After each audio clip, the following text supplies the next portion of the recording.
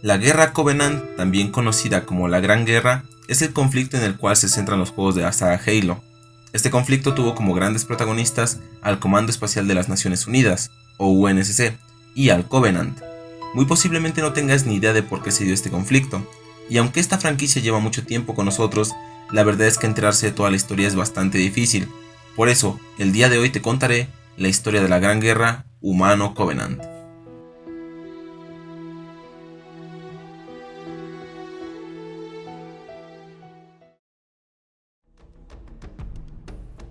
La primera vez en la que el Covenant entró en contacto con los humanos fue el 3 de febrero de 2525, cuando una nave Jackal tuvo contacto con una nave humana, a la que posteriormente atacaron. La nave humana repelió el ataque y apenas logró huir. Mientras tanto, la nave Jackal avisó al Covenant sobre las coordenadas del planeta Harvest, y no pasó mucho tiempo hasta que llegara un contingente de Brutes y drones. El UNSC intentó hacer las paces con los alienígenas, pero este intento fue rechazado, ya que el Covenant solo quería las reliquias Forerunner que había en el planeta Harvest. Este tema de los Forerunner lo veremos un poco más adelante, así que tranquilos. Los profetas de la verdad, pesar y piedad consideraban que la humanidad debía ser exterminada, y dieron órdenes de aniquilar el planeta Harvest. Esa fue la primera batalla de la guerra humano-Covenant. Durante meses, el destino de Harvest era un misterio, pero en 2526 el vicealmirante Cole llegó con el grupo de batalla X-Ray.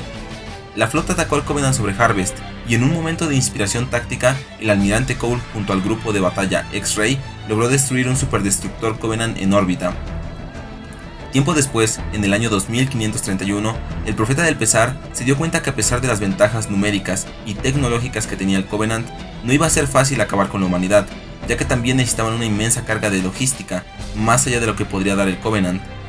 Los profetas también consideraban a la UNSC una gran amenaza para las enseñanzas del Covenant.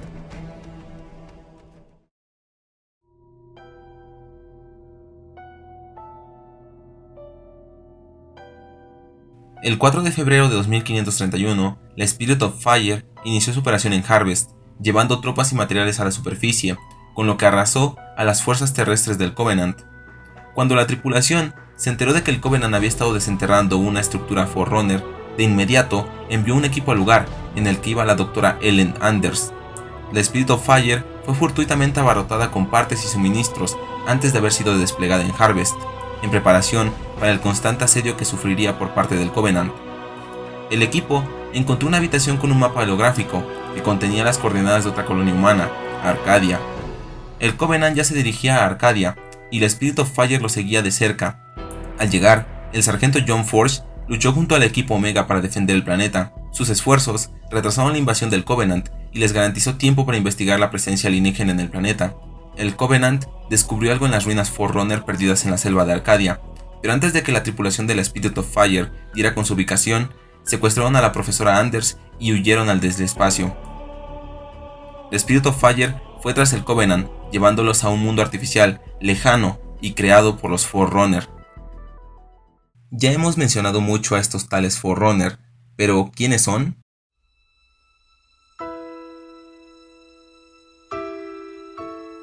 Antes de hablar de los Forerunner debemos mencionar a los precursores, a veces también referidos como predecesores.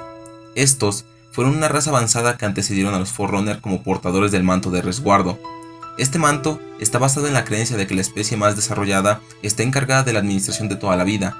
El manto era el derecho y responsabilidad de dar protección y cultivo a las especies y sistemas planetarios. Fue así que los Forerunner heredaron este manto y sirvieron fielmente como mayordomos de toda la vida en la galaxia, aunque su ambición ocasionalmente excedió su juicio. En el apogeo de su poder, miles de millones de naves Forerunner transportaban mercancías y pasajeros entre las estrellas, e imponían su visión de paz en la galaxia. Según el Covenant, los Forerunner son seres considerados dioses, que descubrieron la manera de trascender más allá del mundo físico y se convirtieron en dioses.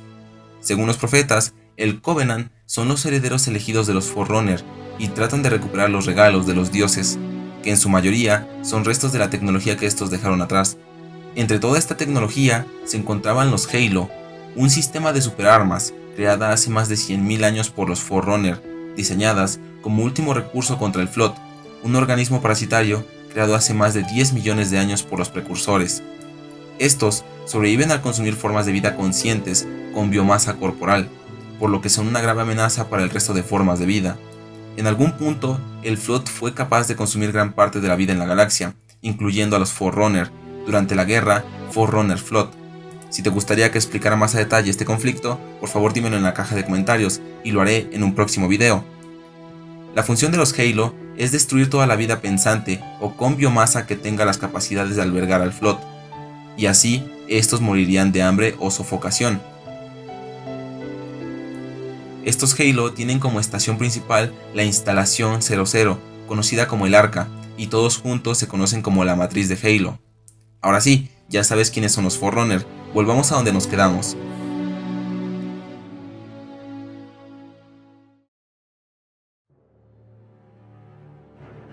La tripulación del Spirit of Fire se encontró con el Flood al seguir al Covenant. De alguna manera, el Flood había escapado de su contención. Luego de apenas sobrevivir al ataque, el capitán Cutter envió un grupo a rescatar a la profesora Anders. El plan del Covenant quedó al descubierto, cuando se supo que querían utilizar una poderosa flota de naves de guerra que los Forerunner habían almacenado. Cuando Anders se vio obligada a activar la flota, la tripulación del Spirit of Fire entendió que debía destruir el mundo escudo con todo y Covenant, Flood y la flota Forerunner.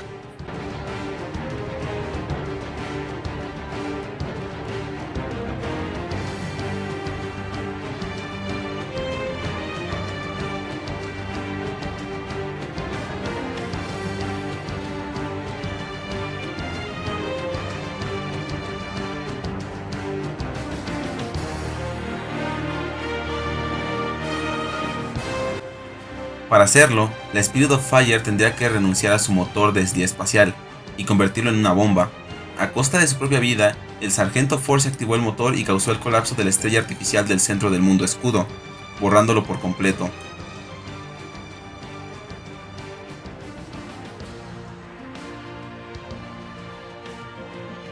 La Spirit of Fire apenas pudo escapar de la destrucción, pero quedó varada, forzada a navegar a velocidades sublumínicas para regresar a un espacio humano. El 10 de febrero de 2534, la Spirit of Fire, previamente designada como perdida, fue declarada perdida con toda su tripulación por la UNSC. Un servicio memorial fue organizado para las personas a bordo de la nave, pero muchos de los familiares decidieron no asistir, manteniendo la esperanza de que sus seres queridos aún estuvieran vivos. A pesar de su victoria en Harvest, el UNSC estaba perdiendo la guerra. Un gran número de colonias humanas fueron aniquiladas por el Covenant, y la única esperanza de la UNSC estaba puesta en el programa Spartan 2.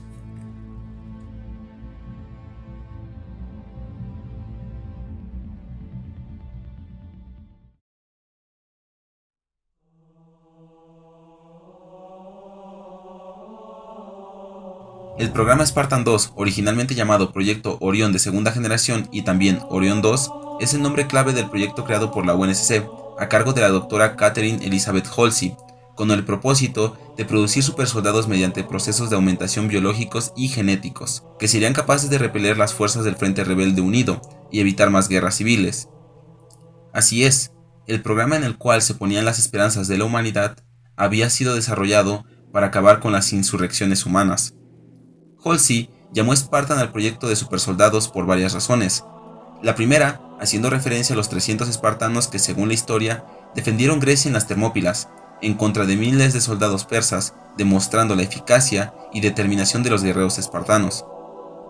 La segunda fue porque el entrenamiento de los espartanos empezaba desde los 7 años, para así convertirse en los guerreros más implacables y temidos, por lo que la doctora Halsey decidió hacer lo mismo. La tercera razón fue que la antigua cultura griega examinaba a los bebés en busca de la fuerza y aptitud física. Si carecían de ellas, eran destruidos. Pero el proyecto Spartan tenía esa diferencia. No se deshacía de los que no eran buenos candidatos, simplemente seleccionaba a los mejores. Así, en 2517 y con la ayuda de agentes de la Oficina de Inteligencia Naval, ONI, la doctora Halsey secuestró un total de 75 niños a lo largo de las colonias controladas por la UNSC. Con el propósito de mantener en total confidencialidad la existencia del programa, los niños fueron reemplazados por clones Flash, que morirían pocos años después por causas naturales.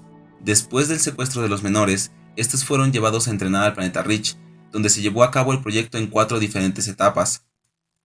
Primero, la introducción militar.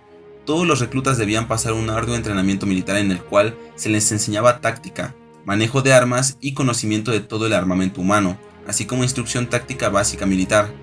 Debido a que los niños estaban en pleno crecimiento, ninguno superaba los 7 años. Se les debía formar mentalmente con conocimiento y madurez para afrontar la guerra. Estas dos etapas tardaron 8 años en concluir parcialmente. Modificación genética. Estas modificaciones biológicas, físicas y neurológicas dejaron un saldo de 30 reclutas muertos, 12 permanentemente deshabilitados y 33 reclutas exitosamente adaptados. Las modificaciones biológicas, físicas y neurológicas constaron de encarbonamiento óseo, con una sustancia química que endurece los huesos hasta el punto de volverlos casi completamente irrompibles. Incrementador muscular. Se inyectan compuestos proteínicos para incrementar la densidad del tejido muscular y el tiempo de recuperación del glúcido, pero existe el riesgo de que el 5% que es sometido pueda padecer un desarrollo crítico del corazón. Implante catalítico tiroidal. Se inyecta una sustancia en los tiroides que incrementa el crecimiento óseo y muscular. Aquí también existe el riesgo de que raramente se producen efectos de elefantiasis, eliminación del impulso sexual. Capilarización occidental opuesta. Incremento del número de capilares sanguíneos cerca del iris y la retina. Esto produce un gran aumento de la agudeza visual, riesgos, infección de la retina y por tanto ceguera permanente. Mejora de motricidad fina. Entrenamiento de zonas de pequeños grupos musculares para evitar que por la rapidez o el peligro de las circunstancias los disparos no sean más exactos. Riesgos, Parkinson y heridas permanentes en los dedos. Fibricación superconductiva neural. Alteración del nervio bioeléctrico en una sustitución de un nervio electrónicamente protegido. Incrementa los reflejos un 300%, como hecho anecdótico aumenta la inteligencia, creatividad y memoria. Riesgos, posibilidades de padecer Parkinson o el síndrome de Fletcher.